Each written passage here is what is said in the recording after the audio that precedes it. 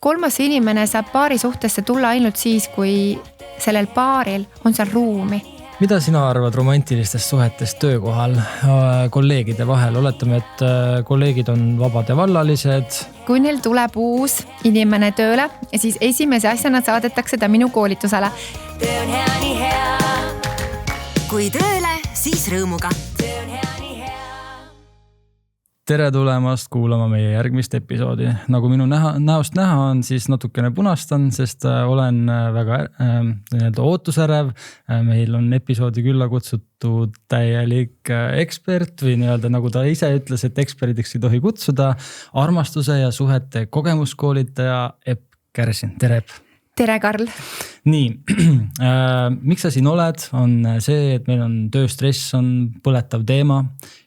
Suhted on üks osa sellest, miks tööstress meil tekib, need sõnad lähevad sassi, aga see on oluline osa meie elust ja sina pakud ettevõtetele täna ju mingisugused eritellimusega koolitusi täpselt selle samal teemal ja ma näen, et see nagu sobib nii hästi tänasesse maailma, et me peame lihtsalt rääkima sellest, kuidas armastussuhted ja seks mõjutavad meie tööelu. Kas ma olen asjast õigesti aru saanud? Sa oled asjast täiesti õigesti aru saanud, et kui ma võtsin eelmine aasta oma aasta kokku, siis oli kasvanud rohkem kui 50% ettevõtete meeskonna koolitused.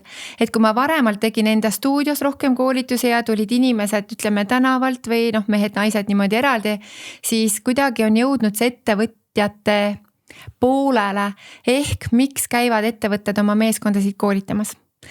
Väga lihtne põhjus, kui meil on kodus õnnelikud suhted, me oleme tööl kordades produktiivsemad ja see ikkagi, mis koduseinte vahel toimub, see mõjutab otseselt seda, mis on ka tööl.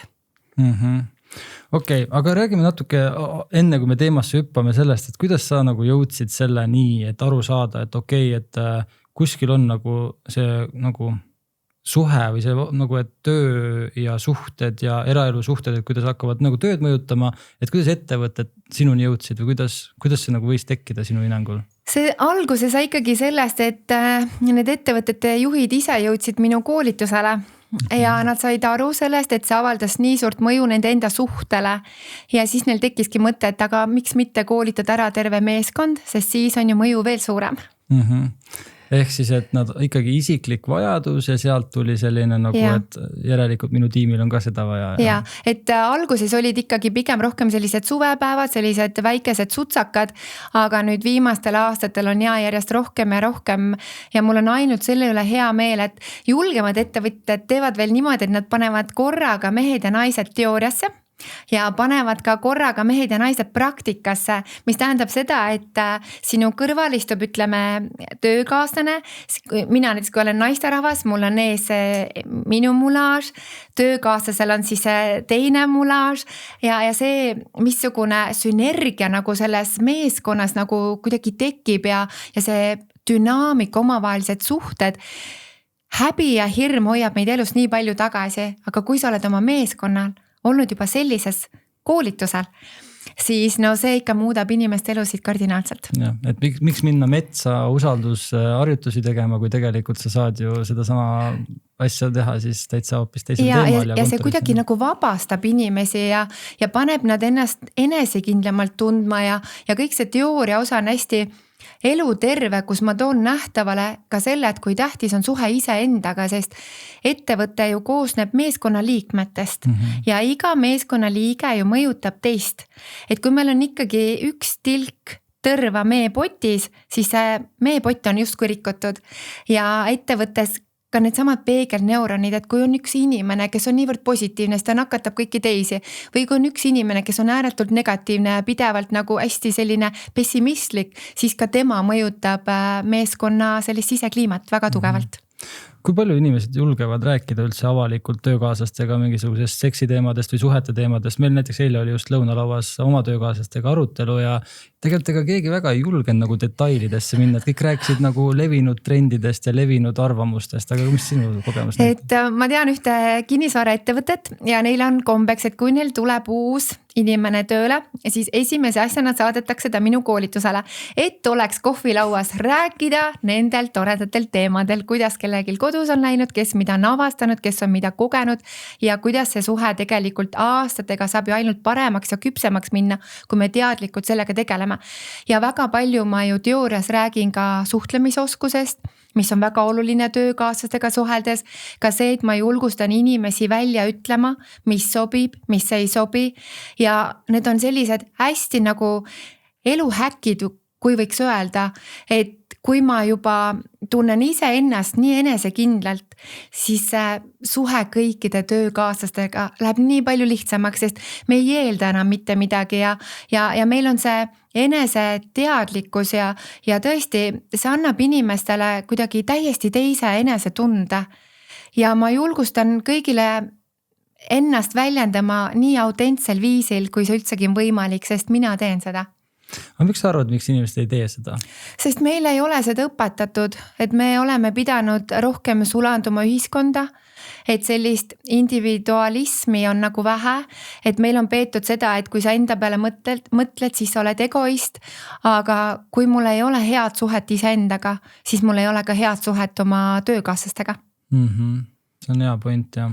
Aga kas seal on veel mingid hirme? Kas sa näed generatsioonide vahel mingeid erinevusi ka, kui sa nagu koolitad näiteks ettevõtteid, et näiteks noorem generatsioon palju julgemalt räägib ja vanem generatsioon üritab kuidagi oma häbi varjata? Et no tagasiside on olnud lihtsalt see, et kui inimesed on ikkagi 4 tundi minuga ühes ruumis, siis nad ütlevad, et nad ei ole võib-olla varem kuulnud, et keegi võiks nii intiimteemadel nii vabalt rääkida ja tõde teebki meid tegelikult ju vabaks.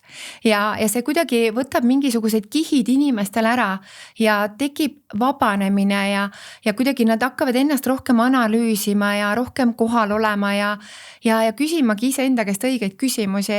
Et kas või selline küsimus, et kui paljud inimesed on küsinud, et kes mina olen, kas see töö, mida ma täna teen, kas see pakub mulle päriselt rahulolu, et kas ma lähen hommikul hea tundega tööle, on ju tehtud uuringud, et 10 inimesest ainult 1-2 inimest päriselt naudivad seda, mida nad tööl teevad, oma tööülesandeid. Aga me alles nagu hakkame minu arust jõudma sinna, et iga inimene on nagu indiviid. Ja et võib-olla on inimesel töö juures mingid töökohustused, mida ta tegelikult ei naudi. Aga kõrval on näiteks, mulle ei meeldi Exceli tabelid, aga näiteks minu tööülesanded, et ma pean tegema neid Exceli tabeleid, et see justkui kuulub. Aga me võiksime ära jaotada, et igaüks saaks tööl keskenduda ainult sellele, mis tal kõige paremini välja tuleb. Aga see tähendab seda, et me individuaalselt tegeleme iga inimesega eraldi. Et selline coaching või coachimine töö juures on ju super asi ja järjest rohkem seda ka tehakse. Okei, aga ettevõtete kontekstis veel, et ma saan aru, et üks asi on kindlasti see, et inimesed on avatumad, julgevad rääkida. Teine aspekt on see, et inimeste eraelu paraneb läbi sinu koolituse. Kas sa näed veel mingisuguseid kasutegureid seal? Vaimne ja füüsiline tervis. See sama paarisuhe ikkagi, see lähedus ja see intiimsus, õnnehormoon, serotoniin, oksüdotsiin, mis kehasse tulvab. Lisaks selline õnnelik paarisuhe ju tõesti annab meile tiivad. Kui mul on kodus kõik hästi, ma lähen töö juurde, ma saan olla 100% keskendunud, ma olen tööl produktiivsem, mul on lennukad mõtted, ideed, on tehtud uuringud, et kognitiivsed oskused tõusevad, taju, mälu ja mõtlemine. Kui mul on probleem kodus ja ma tulen tööle, arvuti taha, kas ma suudan oma mõistusest või peast välja lülitada tegelikult selle, et mul kuklas on väga pikalt kestnud üks kriis, mis tahaks lahendamist. Ja inimesed, meid ei ole õpetatud ju probleeme lahendama, meid ei ole õpetatud oma tunnetest, emotsioonidest rääkima. Ja väga paljud arvavad, et ma peidan selle enda sisse ära, et küll ta aru saab. Ei saa aru. Sa pead ütlema, sa pead julgema öelda, mis toimub sinu sees. Ja kui meil on näiteks ka töö juures on keerulised suhted, siis meil juba stressitase tõuseb, me peame minema sinna töökeskkonda, aga meil on keerulised suhted. Ka see halvab meie mõttetegevust, see halvab meie produktiivsust ja ongi keeruline. Et minu koolitustel inimesed saavad nii palju julgust juurde rääkida asjadest nii, nagu need on. Sest ma tõesti väga siiralt ja ehedalt selles teooria osas inimestel on nii palju äratundmist ja nad saavad paralleele tõmmata enda eludesse. Nii et see on üks selline valmis, hästi tummine info, mida nad saavad kaasa võtta ja seda igapäevases elus kasutada nii tööl kui ka kodus. No hästi tihti räägitakse vaata sellest, et nagu ainult seks on see, mis suhetes nagu inimest nagu mõjutab kuidagi tööl, siis tööstressi nagu tekitab või et noh, et tuleb paha tujuga, sest et ta ei ole ammu seksinud näiteks. Aga mis see tegelikult päriselt number 1 põhjus on, mis siis tekitab sellist stressi ja nagu eemalolekut? Ma arvan, et inimesed ei oska ennast väljendada. Nad ei räägi, et kui ma olen nüüd siin 10 aastat teinud koolitusi, ma olen kohe ära koolitanud pea 50 000 inimest, siis põhiteema on ikkagi see, et me ei räägi, me lihtsalt ei räägi ja see kõik koguneb, et nii nagu on suhtesõlmed, eks ju, on ka ju töö juures võivad olla eriarvamused, et inimesed tihti tahavad justkui kuuluda kuskile ja kui sa oma mõttemaailmast eristud, siis sind justkui, see tuleb juba kuskilt sügavast nagu tõesti sadu aastaid tagasi, et kui me kuulusime hõimu ja kui me nüüd erineme, et äkki meid visatakse hõimust välja, et töö juures võib see samamoodi olla. Meil igal ühel on oma tõde, aga see, kuidas sa seda tõde väljendad, et see ei tähenda, et kui sa ei ole samasuguse mõttemaailmaga nagu teised sinu ümber, et see oleks vale. Et minu arust me peaksime julgema rohkem rääkida, rohkem avaldada enda arvamust, aga just läbi mina sõnumi. Ja niimoodi minu arust iga meeskond, iga töökollektiiv, et see ettevõtte juht peaks olema ka ise selline, kes nagu on eeskujuks. Et ta näitab, et me võime ka välja öelda siis, kui meil ei sobi midagi ja meiega ei juhtu mitte midagi. Aga et kuulata alati ära nagu kõik osapooled. Kuidas sa tunned, et kas kui ma ettevõtte juht olen, kas ma nagu peaksin näitama, et ma olen täna nagu väga pahas tujus ja haavatav, sest mul olid kodus mingid probleemid oma töötajatega avatult rääkima sellest või pigem nagu ma peaksin nagu üritama seda kuidagi teistmoodi sõnastada või mis sinu nagu kogemus? Minu kogemus on see, et kui näiteks oled ettevõtte juht ja sul on tõesti kodus kriis, siis uskuge mind, kõik ettevõtjad, kõik, kes ettevõtteid juhivad, teie töötajad saavad aru teie esimesest hommikusest terest, mis energiast te olete. Ja siis ongi terve meeskond käib munakoorte peal, aga kui sul ongi kriis, sa lähed hommikul tööle, ütledki, teate, mul on praegu väga keeruline periood, et ärge minuga täna ühendust võtke, lükkame tähtsamad asjad nagu homsesse või ülehomsesse, et ma olen praegu väga kehvas kohas. Siis terve meeskond arvestab sellega. Aga kui sa nüüd jätad selle välja ütlemata, sa surud hambad risti sellest päevast läbi, sa oled kergesti ärrituv. Sa ei kuula tegelikult, sa oled kaootiline, sinu tujud kõiguvad ja nii edasi. Ehk ettevõtte juht on kindlasti see, kes mõjutab nagu igat inimest, kes on tema ümber. Nii et kindlasti ettevõtjad peaksid olema eriti oma suhetega heas kohas ja suhe on ju meil täpselt nii hea, kui hea suhe on meil iseendaga. Me jõuame ikka sellesse kohta tagasi, et me peaksime ise ennast õppima tundma.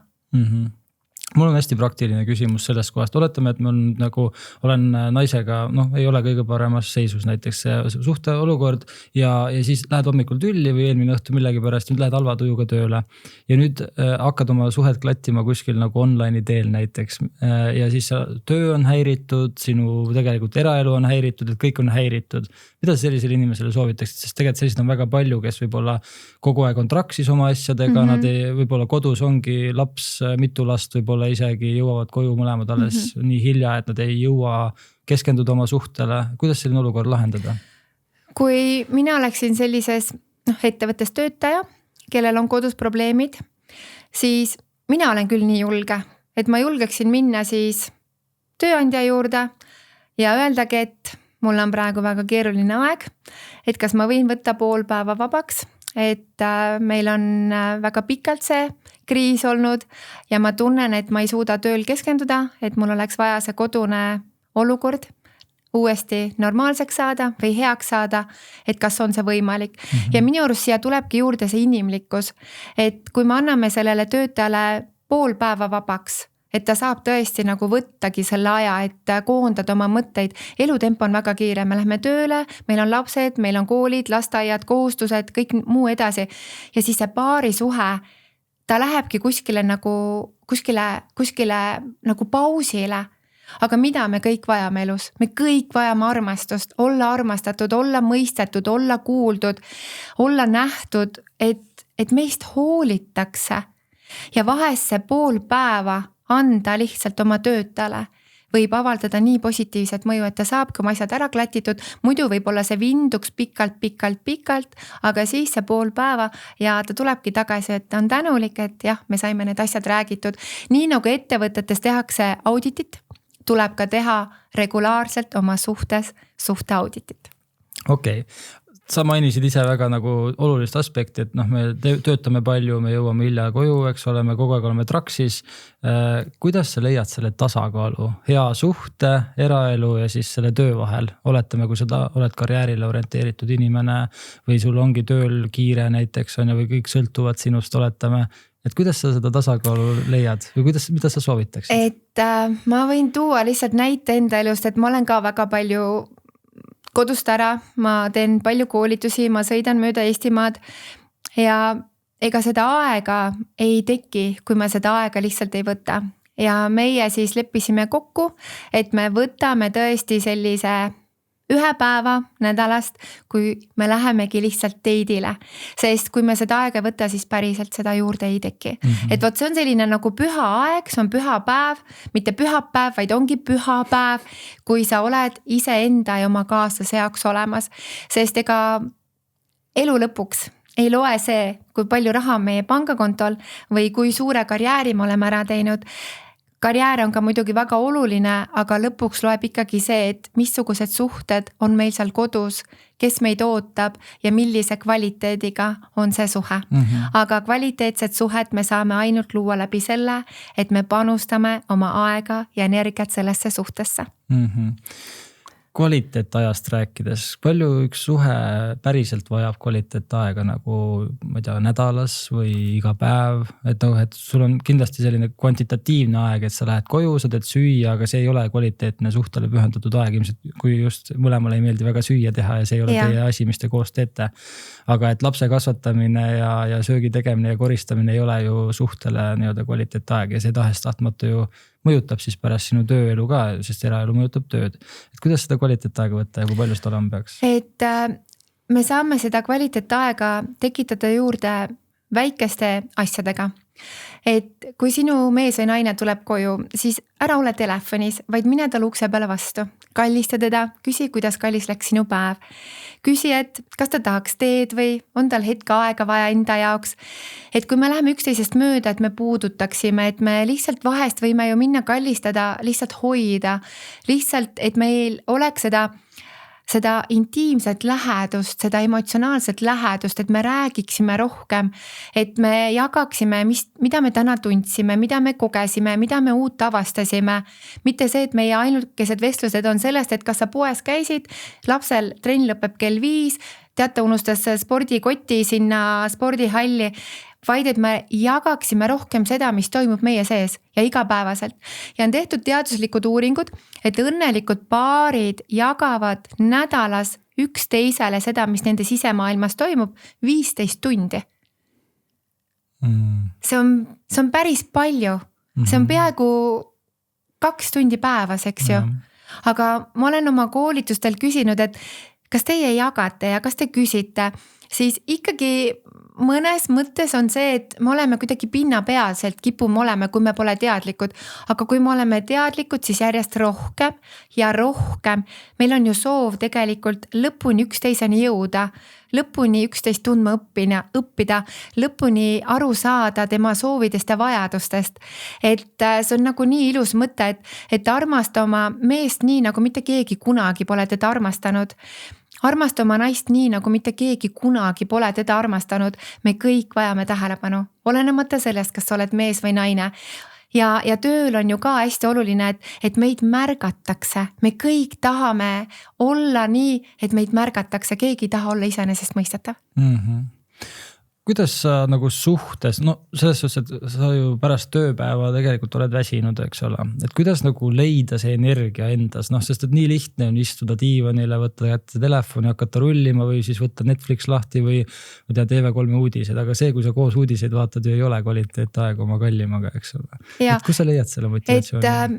mina soovitan üks, mis on hästi tore ja lihtne tegevus, et kui lapsed on piisavalt suured juba, et kas või pooleks tunniks minna koos oma kaaslasega jalutama. Ja võt seal jalutamise ajal siis jagada, mis päeval toimus, eks ju, hoida käes kinni, kallistada, vaadata kaunist loodust, et märgata neid väikeseid pisiasju, mis on meie ümber ja olla tähelepanelik. Et kõik taandub ikkagi sellele, et kas me tahame seda aega võtta, kas meil on teineteisega hea koos olla. Kui meil ei ole teineteisega hea koos olla, me oleme emotsionaalselt üksteisest kaugenenud, siis me ei leiagi seda aega.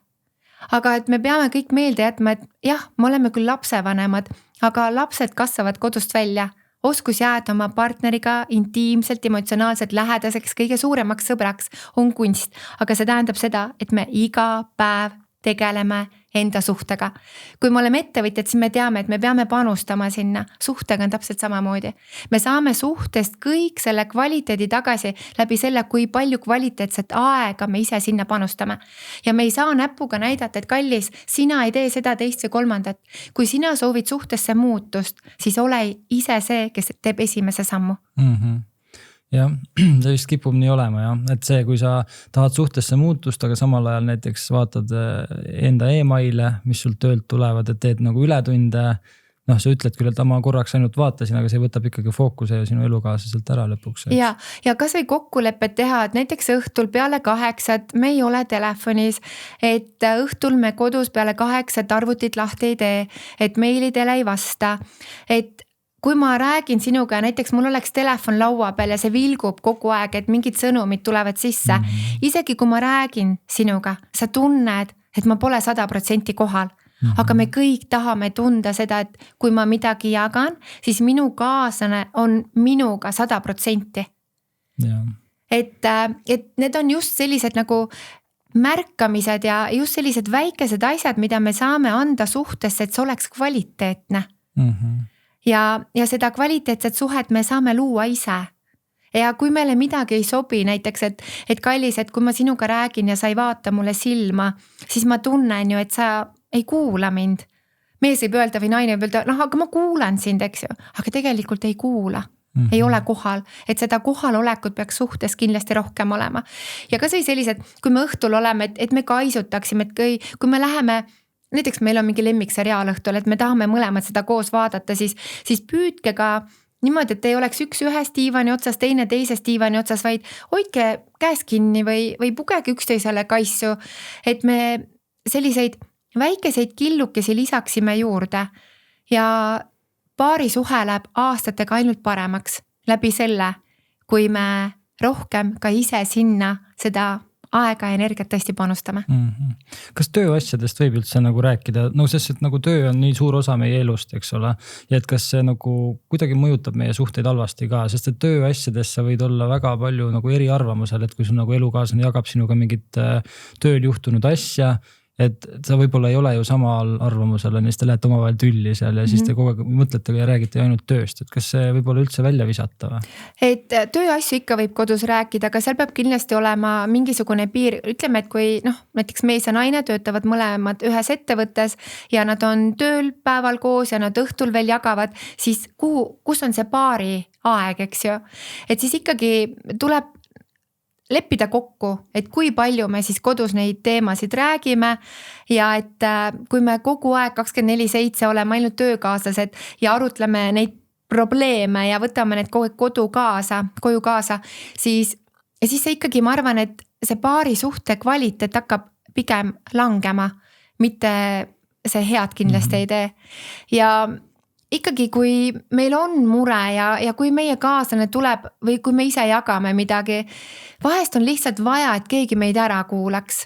Ja vahest me ei tahagi seda lahendust, et me jagame midagi ja kui sinu kaaslane tuleb sulle midagi jagama, siis sa võid talle tagasi peegeldada, et sa ütlesid, sul on praegu tööl raske, on ju, aga mida sa tunned, et kas sa soovid, et ma aitan sul leida mingit lahendust ja võib-olla ta ütlebki, et ei, ma lihtsalt tahtsin jagada. Et naised on tihti need, et nad tahavad jagada, aga nad ei taha nagu, et neile pakutakse lahendust. Mehed on hästi lahenduste kesksed, et kui naine tuleb midagi jagama, siis mees kohe nagu justkui hakkab otsima lahendust, naine, miks sa ei kuula mind? et vot see ongi see jällegi see läbirääkimiste pool, et kui palju tegelikult me siis vajame seda toetust ja mehed on väga õrnad, et kui ikkagi mees, kui ta tuleb jagama midagi, siis ta on kas väga pikalt hoogu selleks võtnud või ta tõesti tunneb, sest naised võivad olla väga intuitiivsed, et mehed on pigem nagu rohkem loogilised, naised on ka, aga naistel on mingisugune 7. meel. Ja kui meil on ikkagi väga hea suhe ja mees tulebki, jagab, et näed, mul on need ja need asjad, siis naised võivad tuua nähtavale mingi hoopis täiesti teistsuguse nurga. Nii et me võime jagada tööasju kodus, aga mitte ainult nii, et meie kodune elu koosnebki töömuredest. Aga kas töömurede üldse mitte jagamine võib ka vastupidise efekti anda, sest minu kogemus näitab seda, et mulle ei meeldi väga tööst rääkida pärast tööpäeva. Ja siis see võib olla naiste jaoks nii frustratsiooni tekitav, et miks sa ei räägi mulle oma päevast, sest et sa ju olid terve päev ära, tegid tööd, eks. Mis sinu nägemus on? Minu nägemus on see, et kui sa ei ole selline jagaja, siis sul tasubki naisel öelda, et aga tead, kallis, et ma praegu tunnen, et ma ei soovi jagada, aga kas sinu naine saab aru, et need on sinu töömõtted või ta hakkab mõtlema, et äkki meie suhte kvaliteet on langenud, et äkki ma pole sinu jaoks enam nii atraktiivne, äkki ma pole sinu jaoks enam nii huvitav, äkki sul on töö juures tekkinud mingi kõrvalsuhe, äkki sul on mingisugune silmarõõm seal. Karl, sa ei taha teada, mida naised mõtlevad siis, kui sa jätad neile väga olulise info edastamata. Nii et see point on pigem see, et naised lihtsalt tahavad nagu teada, et kas kõik on meil oma vahel hästi. Ehk siis, et sa peaksid nagu jagama, aga sa ei pea jagama nii detailselt. Siis et see vastus lihtsalt, et väga hästi läks või oli okei, et see ei ole naise jaoks piisav, et see omavaheline kommunikatsioon on suhtes oluline. Ja kusjuures, mida mina olen tähele pannud, mida mehed on ise ka koolitusel rääkinud, et kui näiteks ettevõttel läheb kehvasti ja sul on kogu aeg need Exceli tabelid ja sa kogu aeg tunned, et sa kaotad kasumit ja üks klient kukub ära ja teine klient kukub ära, siis see mõjutab meest magamistoas. Naine võib silitada, paitada, kõik ettevalmised suurepäraselt teha, aga kui mehe keha ei reageeri, siis naisel on esimene koht see, et oota, kas midagi on valesti. Aga mehel on peas Exceli tabelid, tal on need koosolekud, ta mõtleb juba, kuidas homme edasi läheb, mis saab nädala pärast, mis saab poole aasta pärast. Ja väga otseselt on seotud mehe edukus ja tema seksuaalne võimekus, kas sa teadsid seda? Olen kuulnud. Jah.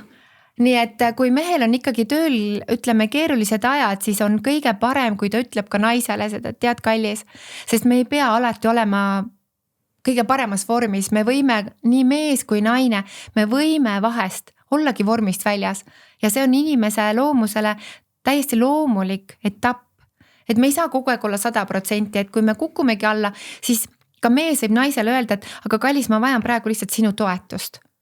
Et Eesti mees on pigem selline, kes jätab kõik enda teada, ta tahab ise hakkama saada, aga siis me näeme, kuidas tegelikult Eesti mehel, näiteks tervelt elatud aastad 54,9, südame-veresoonkonna probleemid, eks ju, kõik see, kuidas see tööstress, kuidas see elu meid tegelikult nii sügavalt mõjutab ja see lõpuks taandub kõik sellele, milliseks jääb meie paarisuhe. Et see koosneb nii väikestest paljudest detailidest ja me ei tohiks neist kuidagi mööda minna. No tegelikult sa viitasid väga nagu olulisele asjale, see tööstress, eks ole, et kui inimene tunneb mingit stressi või sellist stressi tunnet läbipõlemist tööl, siis tegelikult on kogu aeg väsinud ja võib-olla see õhtune nii-öelda siis magama minek võibki lõppeda sellega, et kõik lähevad lihtsalt magama, et seal mingit intiimsust ei ole.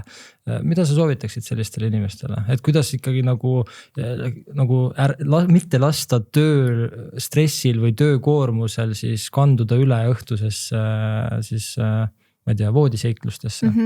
Ma tahan siin juures öelda kõikidele naistele, kes te kuulete seda podcasti ja kõikidele meestele, et meil on õigus öelda oma kaaslasele, kui me oleme õhtul väsinud, et tead, kallis, et hoia mind lihtsalt kaisus. Et mina armastan sind ja ma väga hoolin sinust, aga ma tunnen, et ma olen praegu nii vaimselt kui füüsiliselt nii väsinud, et ma lihtsalt vajan su lähedust. Ja kui me oleme välja puhanud, siis kas või hommikul selline kas või kerge kähkukas või kerge silitus ja paitus, mis annab meile täiesti nagu uue värskuse.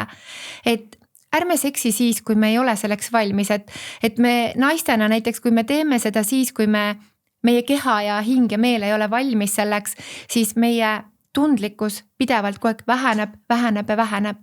Ja nii mehed kui naised, te võite alati öelda oma kaaslasele, kus kohas oled täna sina. et see ei ole seks, ei ole sunnitöö, see ei ole see, et ma pean seda tegema.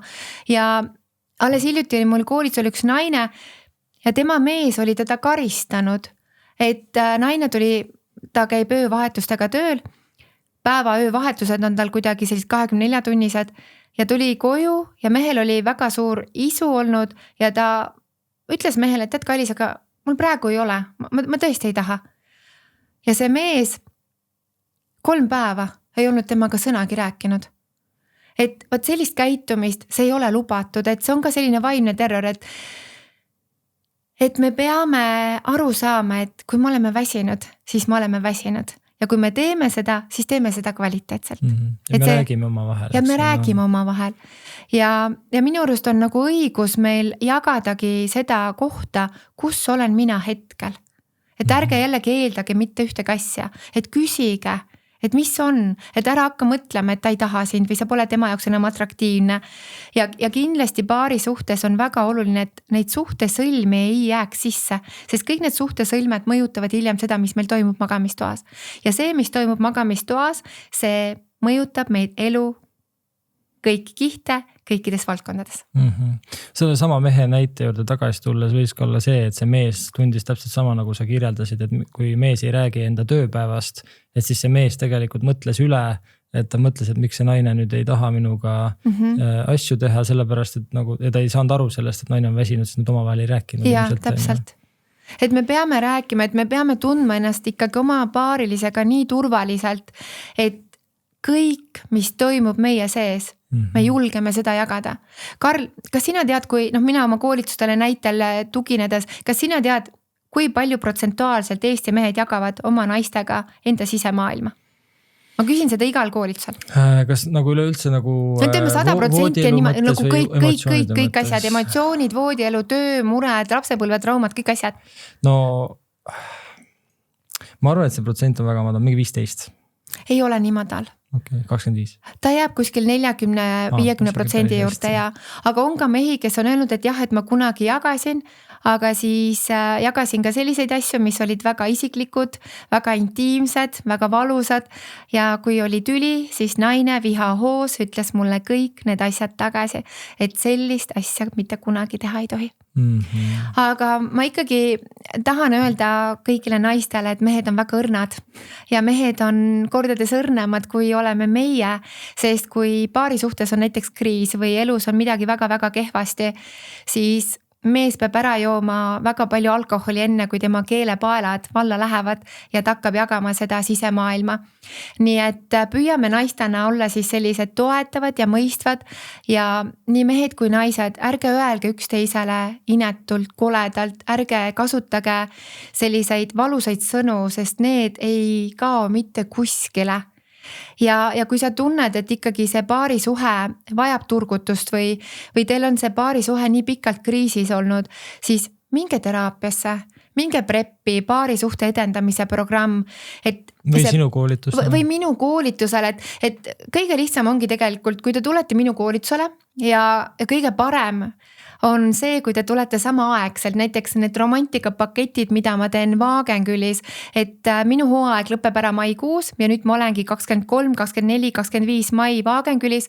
Sinna tuleb korraga kokku 24 paari ja ütleme, et alla poole kohtadest on veel alles. Aga mida see koolitus teeb? Reede õhtul on teooria ja enamus paarid reede vasta laupäeva ei maga, sest ma olen nad niimoodi lahti võtnud, lahti pakkinud ja need mehed ja naised julgevad hakata rääkima sellistest asjadest, millest nad pole rääkinud viimased 10, 15 või rohkem aastaid. Ja laupäeval on juba see, et meestel on hommikul praktika, tund aega pausi, naistel on praktika ja õhtul te saate seda kõik üksteise peal siis läbi teha ja see energeetiliselt see muutus, kuidas nad tulevad reede sinna õhtul kella 6 loengusse või hommikul hommikusöögilauda, see on nagu öö ja päev, see muudab inimeste elusid. Ja see tagasiside ongi olnud üks naine ütles ka, et nad olid mehega 16 aastat on koos olnud, neil on 2 väikest poega ja nad olid valgusaastate kaugusel, et tema jaoks oli seks juba nagu kohustus, et ta peab tegema ja ütles, et tead, kui me sõitsime pühapäeval sealt Wagenkülist ära, me ei suutnud üksteisest käsi eemal hoida. Väga äge. Tundub huvitav koolitus, peaks proovima. Sa tõid ühe sellise olulise aspekti välja, et mehed on tegelikult hellakesed või õrnukesed, eks ole, sisemuses ja et kui naised neile nagu haiget teevad või nagu käituvad nendega halvasti, siis nad võivad otsida ju või nad tunnevad ennast halvasti ja nad võivad tegelikult otsida seda toetust kuskilt mujalt. Mis nagu, kui me vaatame nagu töö kontekstis, väga palju paarisuhteid läheb ju katki petmise pärast ja seal kindlasti üks asi on näiteks firma suvepäevad, jõulupeod ja mis iganes on ja. Et kas see võib olla ka üks asi, miks nagu juhtuvad asjad just firmade suvepäevadel ja jõulupidudel, eks seal on alkohol ka kindlasti mängus, aga et kodus ei ole asi korras ja siis sa näed, et sinu kolleegid seal teevad igasuguse pahandusi ja sa tead, et neil on, ma ei tea, lapsed, naised kodus. Ja eks see suvepäevad, see on justkui nagu päästikuks, eks see alkohol, kõik meeled on rohkem avatud, sa oled julgem ja kui seal kodus ongi selline kriis juba väga-väga pikalt tiksunud ja nüüd sa tuled suvepäevadel, aga sul on juba olnud terve pool aastat üks töökaaslane, kes hommikul, kui sa tuled naeratades, ütleb, näed, issand, kui tore, kuidas on läksupäev, näed, kohvi juba ootab sind. Ja ta hommikul tuleb alati sulle sellise naeratusega vastu, ta alati tunneb huvi, ta alati küsib, sa näed, et ta on nagu sinu jaoks alati olemas. Aga kodus naine kogu aeg ainult vingub ja viriseb ja hädaldab ja kogu aeg on mingisugune üks asi jääb teist taga. Lastega teemad, siis on see koduteemad, rahateemad, suhe on täiesti kriisis. Ja nüüd sa tunned sellist vabanemist, et issand, et kui tore inimene, et näed, nüüd me saamegi koos olla. Aga kolmas inimene saab paari suhtesse tulla ainult siis, kui sellel paaril on seal ruumi. Teistmoodi pole see võimalik. Ja ega see ei ole ju põhjus, vaid see ongi tagajärg, sest väga pikalt on olnud enda suhe järelikult kriisis või midagi on puudu. Kas seal on puudus emotsionaalsest lähedusest, kas seal on puudus intiimsusest, kas seal on puudus sellisest toetusest, mõistmisest või sellest, et minu vastu tuntakse huvi, sest me ikkagi jätkuvalt inimestena tahame ju, et meid märgatakse. Ja sellepärast suvepäevadel ma arvan, et väga palju ka selliseid lugusid juhtub, et jah, pered on kodus olemas, aga selleks hetkes unustatakse ära justkui kõik. Nii et ja on neid inimesi küll, kes seda suvepäeva jäävad väga pikalt kahetsema.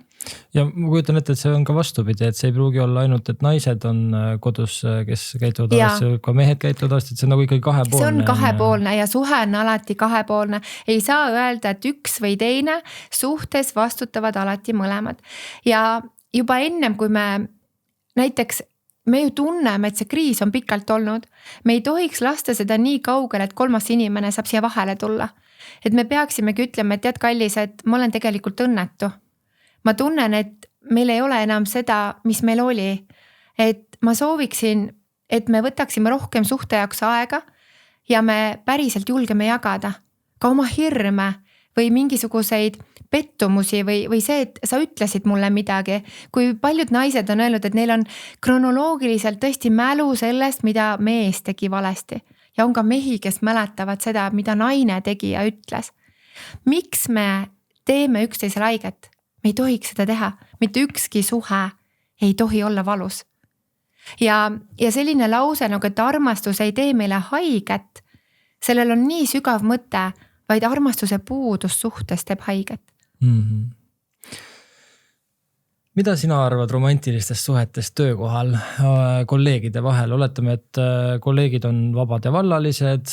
Kas tööandja peaks vaatama seda, kui et äge või siis nagu pigem nagu, et oi, siin on mingi ohtlik koht?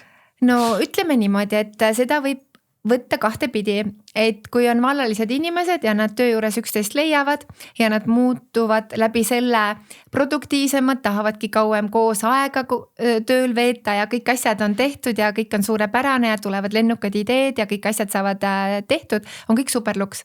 Aga kui nüüd see romantiline suhe, mis on olnud ja ühel hetkel need töökaaslased enam ei ole sellises romantilises suhtes, vaid neil on tekkinud mingisugune kriis või nad on lahku läinud, siis ka see mõjutab seda ettevõtet. Sest see inimene, ta ei ole enam kohal, tal on pea laiali otsas, unustab ära, võib-olla tal on mingisugused sellised sisemiselt sügavad kriisid tekkinud, tal kaob ära üldse, miks ma siin ettevõttes olen, tal on valus seda inimest vaadata, kellega nad olid väga romantiliselt intiimsed, lähedased. Et see on nagu kahe otsaga mõõk, ma ütleksin. Aga kas sellest peaks nagu rääkima, kas seda peaks nagu HR-osakond või siis inimene, kes vastutab, ettevõtte juht, kas ta peaks istuma korraks laua äärde ja rääkima sellest või ta võiks nagu ignoreerida ja varjata või siis kuidagi vaadata, kuhu see asi areneb? Kui minu ettevõttes oleks selline olukord, eks ju, siis mina küll ettevõtjana võtaksin selle ühe inimese, võtaksin selle teise inimese ja ma päriselt küsiksin, et kuidas teil läheb või kuidas sinul läheb, et aru saada, et kus ta siis iseendaga on. Ja on tehtud jällegi uuringud, et kui tööandja tunneb päriselt huvi ka inimese enda vastu, mitte ainult see, mis seal tööl toimub, vaid ka tema eraelu kohta, me ei hakka ju uurima nagu peensusteni, aga ikkagi, et ta töötaja tunneb, et tema olemasolu läheb korda, siis sellises töö ja tööandja suhtes on võimalik tekitada inimesele see tunne, et ta ongi päriselt oluline, et tema olemasolu selles ettevõttes on tähtis. Ja vahest nagu selline südamesse rääkimine oma tööandjaga võib väga palju asju lihtsamaks teha. Et me ikkagi nagu peaksime märkama, et kui on ühel hetkel väga päikseline töötaja, aga nüüd on ta pidevalt selline morn ja tõsine ja ta ei tule enam kohvilauda koos teistega jutustama ja hoiab kogu aeg eraldi, siis järelikult ikkagi midagi on juhtunud. Et eestlane on pigem ka selline, et ta ei lähe väga küsima. Aga me võiksime seda teha, sest see inimene, võib-olla tal ei ole endal nii palju julgust, et tulla rääkima ja siis tee ise see esimene samm. Millised on veel mingid näited? Sa ütled, et inimene on tõsine, kui tal on suhteprobleemid eraelus, eks ole, tööl ta ilmselt ei räägi teistega, võib-olla ta on parem varja ja siis ta suudab seda kuidagi varjata, aga mis on veel mingid märgid? Kuidas sa märkad seda, et inimesel ei ole eraelus päris hästi? Kindlasti selline kerge ärritavus, meeleolu kõikumine. Et pigem ongi vist selline, et hakatakse nähvama, tekib mingisugune selline teistsugune, ma ei tea, mina olen alati hästi tundlik nagu selles, et mis inimese sisemaailmas toimub, eks ju. Et kui me ikkagi saame aru, et see inimene ei ole enam sellises positiivses olemises või ta kogu aeg on justkui nagu ära vahetatud, siis järelikult ikkagi midagi on halvasti, et me ei pigistaks silma kinni, vaid me julgeksime minna küsima. Ja võib-olla see inimene ootaski seda, et tema käest tullakse küsima. Ma olen toonud koolitusel näite nagu selle kohta, et kui on keegi töökaaslane, kes kogu aeg nähvab ja ütleb halvasti ja kui on koosolek, siis ta kõik teised on ühel arvamusel, et ta nagu ongi konkreetselt kogu aeg kõigele risti vastupidi vastu, siis peaks minema ja küsima, et kas sul on nagu, et mis toimub? Et ikkagi, kui see on kardinaalselt nii suures erinevuses selles, milline ta on varem olnud ja milline ta nüüd on olnud, siis inimesel üldiselt on natukene keeruline seda varjata, kui sisemiselt on ikkagi väga suur kaos. No tihti öeldakse, et eraelus ei ole nagu tore sorkida ja ettevõtted mingil tasandil ei tohigi eraelu kohta üldse küsimusi küsida. Aga kas sinu nägemus on, et tegelikult nagu sellel üks-ühele vestlusel või seal nii-öelda räägitakse, siis ongi see üks-ühele, ma ei tea, aasta kokkuvõttev vestlus, mida tegelikult sa peaksid tihedamini tänapäeval juba tegema. Kas sa võiksid nagu julgeksid öelda, et tööandjad peaksid rääkima suhetest? Või pigem nagu on ikkagi intiimne teema? Aga kuidas me räägime suhetest, et kui me võtamegi üks-ühele, me võime ju küsida väga lihtsa küsimuse, et kas see töö, mida sa täna siin ettevõttes teed, kas see teeb sind õnnelikuks? Kus kohas oled sina iseendaga? Et oled sa õnnelik? Et kas meie saame ettevõtte siseselt teha midagi, et sa tunneksid, et sa oled väga oluline meie jaoks. Ja kuidas sul päriselt läheb? Et me ei hakka ju küsima, et kuidas sul mehega kodus on, et mitu korda nädalas te 11 naudite. Mitte selliseid küsimusi, vaid selliseid küsimusi, et meid päriselt huvitab, mis toimub tema sisemaailmas. Ma tean nii palju nagu selliseid ettevõtteid, kus on juba palgatud coachid, kes päriselt nagu analüüsivad töötajaid. et mida rohkem me liigume sellisest kollektiivsusest nagu individuaalsele tasandile, me toomegi välja sellest töötajast tema maksimaalse potentsiaali. Võib-olla on sinul selline töötaja, kes vajab rohkem kiitust. Ta vajab ainult seda head sõna, et tema tööandja ütleks, et tead, see projekt, mis sa tegid, see õnnestus sul suurepäraselt. Et me julgeksime rohkem nagu tunnustada, anda positiivset tagasisidet, neid tõesti nagu tõsta, neid märgata. Ja juba see on väga suur võit. See vist on see levinud termin, on see emotsionaalne intelligentsus, eks ole, et kui juhid ei ole emotsionaalselt intelligentsed, siis nad lähevadki võib-olla nagu mühakad, küsivad otse mingid küsimusi ja siis nad tegelikult teevad rohkem kahju kui kasu, eks ole. Ja, et kui juht on ainult orienteeritud sellele, et ettevõte teeniks maksimumkasumit, aga ta ei hooli inimesest nagu inimesest iseendast, siis need töötajad võivad alguses panustada, aga nad ühel hetkel tunnevad, et ma olengi lihtsalt nagu üks nupuke, aga selle nupukesel on väga suur sisu. Ja inimene tahab tunda, et see tööandja tunneks ka teda päriselt. Kas sa teed ainult juhtidele ka koolitusi niimoodi, et sa nagu võtadki ainult ettevõtte juhid või sa pigem nagu võtad kokku kogu kollektiivi? Ma olen teinud eritellimusega koolitusi niimoodi, et on sõpruskond, kus on kõik ettevõtjad ja selliseid asju ma muidugi olen teinud. Ja siis on hästi tore, et seal tekib selline täitsa teistsugune sünergia. Nad küsivad väga spetsiifilisi küsimusi ja siis tegelikult see arusaamine saabki sellest, et kui lahe, et seda sama teadlikkust me saame võtta kaasa enda suhtesse ja ka panna oma ettevõttesse. Kuidas veel sellist emotsionaalset intelligentsust kultiveerida? Nagu, et kas sa saad seda teha ainult läbi koolitust või sa saad teha nagu läbi praktika oma eraelus ka siis juhina? Juhina, ma arvan, et iga ettevõte on ju oma juhi näoga. Ja et täna selline autoritaarne juht, minu arust see aeg on rohkem ümber saamas, et see juht ei ole enam kuskil nagu üksinda siin tipus, vaid see juht, ta on nagu üks osa meeskonnast, kus ollakse nagu võrdsed partnerid teineteise kõrval. Et see juht justkui motiveerib ja toob välja selles inimeses tema parimad omadused. Aga see tähendabki seda, et see juht on süvenenud individuaalselt sellesse ühte inimesse, sellesse teisse inimesse, sellesse kolmandasse inimesse. Ja minu arust võiks ka rohkem nagu küsida töötajatelt, ma arvan, et seda juba tehakse ja kindlasti on ka varem tehtud mõned ettevõtted rohkem, mõned vähem, aga küsida ka töötajalt endalt. Aga kuidas sina näeksid? Mis meie ettevõtet edasi viiks? Või kas sina nagu töötana näed, et on mingisugused kohad, mida mina ettevõtte juhina ei ole näinud, aga sina oled seda märganud, aga pole julgenud seda välja öelda? Et panna ka nagu tundma, et iga töötaja, kes on ettevõttes, moodustab sellise suure pusletüki. Mitte igaüks ei ole eraldi, vaid see on üks suur tervik. Et sisuliselt see nagu lõppeesmärk või see end goal võiks olla see, et sa oled nii hea juht, et sisuliselt tegelikult töötaja julgeks isegi oma seksi asjadest sinuga rääkida ilma ühe viinapudelit. No ma ei tea, kas kohe sa oma töötajaga seksijutte pead rääkima, seda mitte, aga seda on küll olnud, et peale selliste meeskonna koolituste, et ma käisin eelmine aasta oli üks üritus siin Tallinnast 20, kuskil nagu mingi väga kihvt puhkemaja oli ja pärast minu esinemist läksid kõik töötajad sauna. Ja siis ettevõtte juht kirjutas mulle, et selliseid sügavaid vestlusi ei ole mitte kunagi tal olnud oma töötajatega. Et ma võtsin kuidagi need inimeste, need mehed, kõik olid mehed seal ja ma võtsin nad kuidagi nii turvaliselt lahti, et nad julgema hakkasid seda jagama, mis on neid väga pikalt painanud.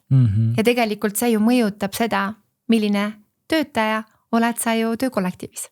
Ja selles ma võib-olla sõnastasin tõesti valesti, sest tegelikult sa nagu sind ka vaadates väljaspoolt on ja tihti öeldakse, et nagu seksiõpetaja epp on, aga tegelikult sa ju õpetad hoopis midagi muud. Sa õpetad suhteid, tundeid, armastust, kõike seda. Et inimesed on nii üllatunud, nad on nii üllatunud. Väga on olnud ka sellist suhtumist, et ma olen mingisugune külahull, et inimesed tulevad kohale, me paneme kohe tildod laua peal, hakkame pihta. ja nad on saanud täiesti teistsuguse kogemuse, sest see 2 tundi teooriat. On mehi, kes on öelnud, et kui ma oleksin teadnud seda 20-30 aastat tagasi, ma oleksin parem kaaslane oma naisele. Ja on naisi, kes on öelnud, et issand, et ma üldsegi ei teadnud neid asju. Ja see ikkagi, kui suur osa on sellest, et kuidas minul iseendaga on kontakt, kas mina tunnen iseennast, enda soove, enda vajadusi, kas ma julgen seda nii selgelt sõnastada, et ma ei kahjusta mitte kedagi oma sõnadega, et ma ei kahjusta mitte kedagi oma tegudega. Minu elufilosoofia on see, ma armastan iseennast, ma tõesti väärtustan iseennast, ma kehtestan enda piirid ja läbi selle on ka mul austus, lugupidamine ja armastus nende inimestel poolt, kes on minu kõrval või kes on minu lähedal. Ja sealt tuleb armastus töö vastu ja siis oma kolleegide vastu ja sealt edasi tegelikult sa teed palju vägedamaid asju, suuremaid asju. Ja, et ma mõjutan tegelikult ühiskonda rohujuure tasandil ja väga paljud on sellest aru saanud. Et see, mis on meedias mingid pealkirjad, üks naine üle-eelmisel nädalal ütles mulle, kui oli tagasiside ring, mul on 30 inimest grupis ja ma alati lõpus küsin tagasisidet, et miks te siia tulite, mis see koolitus teile andis ja sellel naisel olid silmad täiesti vett täis. Ja ütles, et ma palun vabandust sinu käest. Ma küsisin, miks? Et mina olen olnud just üks nendest, kes on väga halvasti suhtunud sinu tegemisse. Aga täna on minu suhe kriisis ja ma olen siin. Ja ma pean ütlema, et ma oleks pidanud tulema 5 aastat tagasi. Need inimesed, kelle suhted on nii kriisis, ma tahan öelda, et minu koolitus ei ole viimane õlekõrs, et seda päästa. Et minu koolitusele võiks tulla siis, kui suhtes on kõik hästi. Sest sellega me ennetame neid sügavaid kriise. Ja nii nagu me paari suhtes kasvame läbi kriiside, nii me samamoodi ettevõte kasvab läbi kriiside ja ettevõte on täpselt nii tugev, kui tugevad ja head suhted on selles kollektiivis. Ma arvan, et väga paljud tööandjad ja juhid, kes meid nagu näiteks jälgivad või kuulavad varasemalt, vaatavad ka seda võib-olla episoodi coverit tulevikus ja mõtlevad, et huvitav, miks see on tööelu blogi podcastis ja siis kui nad seda kuulavad, siis nad saavad aru, et vau, tegelikult nagu see kõik läheb omavahel kokku. Et see mõjutab paari suhe, mõjutab meid rohkem, kui me oskaksime arvata. Ja see mõjutab ühiskonda rohkem, kui me oskaksime arvata. Ja mul on käinud terapeudid ja psühholoogid, kes on öelnud, et see koolitus peaks olema teooria juba põhikoolis, gümnaasiumis, kindlasti kohustuslikuna, põhikoolis vaba ainena ja iga täiskasvanu peaks läbima selle koolituse.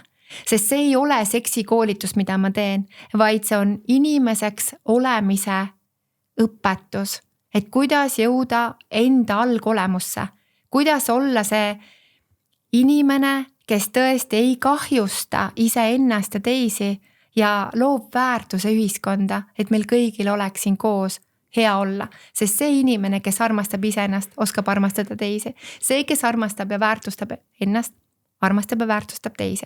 Kellel on enda piirid, hindab ka seda, et teisel on piirid. Kui meil ei ole piire paigas, siis me ehitame väga paksud seinad.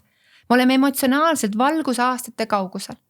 Aga kui me loome sellise keskkonna, sellise ühiskonna, kus me julgemegi välja näidata seda, kes me päriselt oleme, see maailm saab kordades paremaks paigaks. Ja see kandub edasi ka ettevõtte klientidele ja siis lõpuks Exceli tabelisse, kus sa näed rohelisi numbreid, eks ole. Just. Ma toon ühe näite, see oli mõned aastad tagasi. Hommikul kell 10 pidi hakkama eritellimusega koolitus. Helistan õele, õde on mul assistent Jaanika ja ütlen, kuule, et mitte ühtegi inimest ei ole. Jaanik ütleb, oi, nad just helistasid, et nad jäävad hiljaks. Ja vaatan siis aknast välja, suur buss, bussist astuvad välja, kõik sinisest riiksärkides mehed, tumesinised püksid jalas ja tulevad stuudiosse ja mina, et oi, et nii tore, eks ju. Et kuidas selline mõte, et terve ettevõte nagu meeskond. Ja siis see juhataja ütles, et meie saime kätte eelmise aasta majandustulemused ja meie konkurentfirma, neil läheb paremini kui meil ja me kuulsime linna pealt jutte, et nad käisid sinu koolitusel.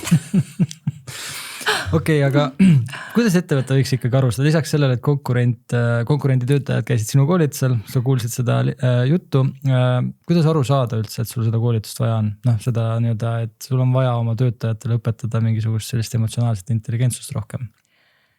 Mis on nüüd nii-öelda siis mingisugused nüansid, mis sa näed seal tiimis sees?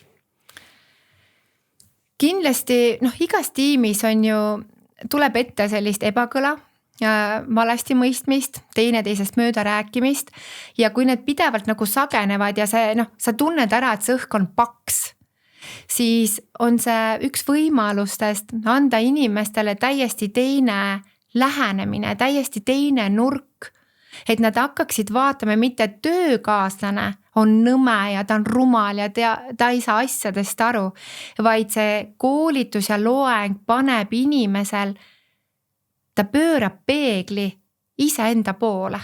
Aga mida mina saan muuta? Ma ei saa oma töökaaslast muuta, ma saan muuta ainult iseennast. Ja mis on need nipid ja mis on need suunad ja mis on see teadlikkus, et kuidas siis seda teha, kuidas seda muutust ellu viia? Väga äge. Ma arvan, et siinkohal võib-olla see on kõige parem lõpp, kuidas üldse lõpetada saame, et pööra peegel enda poole ja vaata iseendasse, mis sa teha saad eraelus, et siis tööelus paremaid tulemusi saavutada, kolleegidega paremini läbi saada. Kui sa peaksid nagu, ma ei tea, kokkuvõtlikult ütlema ühe asja, et kuidas inimene nagu, või millest võiks alustada, et oma nagu get your shit together nagu asjadega alustada, et siis eraelus asjad paika saada, et olla karjääris edukam. Mis see oleks? Esimene asi, päris ausalt. Mina oma koolitustele ei ole kunagi ostnud kuskil makstud reklaami. Inimesed, kes on jõudnud minu koolitusele, on olnud valmis seda infot vastu võtma, sest need, kes ei ole valmis seda vastu võtma, nemad minu stuudio uksest sisse ei astu. Kui sa tunned kutset ja sa tunned, et mina kui koolitaja sobin sulle, ma võin sulle garanteerida, et sinu elu muutub sellest päevast, kui sa oled koos minuga olnud stuudios 4 tundi.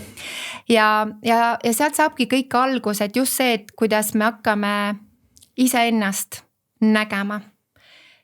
Et kuidas me hakkame iseennast analüüsima, kuidas meil tekivad taipamised, kuidas justkui need väikesed pusletükid elus muutuvad ühel hetkel täiesti tervikuks. Ja sellest tuleb väga kaunis selline elupilt, kus sa saad julguse, sest ma koolitusel, ma ju ei, nagu ma ütlen, ma ei räägi ainult seksist ja naudingutest, vaid ma jagan hästi autentselt enda elu, et ka mina olen olnud terve elu ettevõtja, ma jagan ka enda mingisuguseid ämbreid ja kuidas ma olen sellistest kohtadest üle saanud ja ma panen inimesed julgema rohkem elada elusat elu. Ja kui sina iseendaga oled nii heas kohas, siis energeetiliselt sa mõjutad kõiki inimesi. Oled võib-olla, Karl, seda kuulnud, et üks inimene, kes on armastusenergias, mõjutab enda ümber 1000 inimest. Oled kuulnud seda? Sest armastusenergia on kõige võimsam. Vaata, kui tore sul, ma loen, et sul on see energia seal on täpselt väga, väga toredasti seal. Aga jah, et nii ettevõtjad, et te võite kõigepealt tulla juhina ise vaatama, kuidas ma annan seda koolitust, tunnetada, tajuda, et kas ma sobin teie ettevõtte meeskonda, aga need ettevõtted, kus ma olen käinud või tunni ajast loengut andmas, et juba sealt on olnud nii palju positiivset tagasisidet, et kui sa kohe ei ole valmis, et on 2 tundi teooriat, 2 tundi praktikat, siis see tunniajane selline nagu teaser loeng, mida ma olen ise öelnud, siis väga paljud ettevõtted on saanud aru, et oi, et see oli nüüd praegu loeng, aga me tahame ikkagi täispaketti seda 4 tunnist. Nii et väikeste sammudega poole ja kõige suurem samm on see, et me ei elaks vales minas, vaid me elaksime autentselt iseendana, just nii, nagu meid on loodud. Aitäh sulle, Epp. Mina näen küll igal juhul, et ühe järgmise müügikoolituse asemel võiks ettevõtted endale ühe sellise korraliku suhtekoolituse ettevõttesse hoopis organiseerida. Et palju sa ikka müügikoolituse läbi käid? See on hea näide on ju. Ja ma tahan lõpuks öelda, et kui see läheb eetrisse, see saade, siis sellest päevast 48 tundi ma jagan vaatajatele, kuulajatele ühe koodi, milleks on armastus 20, armastus väikeste tähtedega 20 kokku kirjutatud ja te saate osta endale koolituse minu kodulehelt eppkarsin.com lingami koolituse, joonimassaaži koolituse, suuseksi koolituse, ja naine tunne oma kehakoolituse ja miks on minu jaoks kõige tähtsam koolitus naine tunne oma keha, kõikidele naistele soovitan hea kontakt iseendaga. Sellest saab alguse naudingute rohke elu. Ja et me kõik oskaksime armastada, olla armastatud ja puudutuse kunst on kõige suurem kunst ja seda ma ka koolitusel õpetan. No võt, ma teen kõik endast oleneva, et see sooduskood jõuaks võimalikult paljude inimesteni. Ja Karl, sina siis tuled minu koolitusele, nii nagu me kokku leppisime, sina ja sinu imearmas naine. Oled oodatud. Aitäh sulle. Kõikidele kuulajatele, meil oli stuudios Epp Kärsin, kes on armastuse ja suhete kogemuskoolitaja. Kõikidele kuulajatele lisaks veel, et jagage, share'ige, kommenteerige, likeige ja leidke üks inimene, kellel sellest episoodist võiks kõige rohkem kasu olla ning jagage seda episoodi temaga. Miks mitte sinu tööandja või elukaaslane. Järgmise korral. Kui tööle, siis rõõmuga. Töö on hea.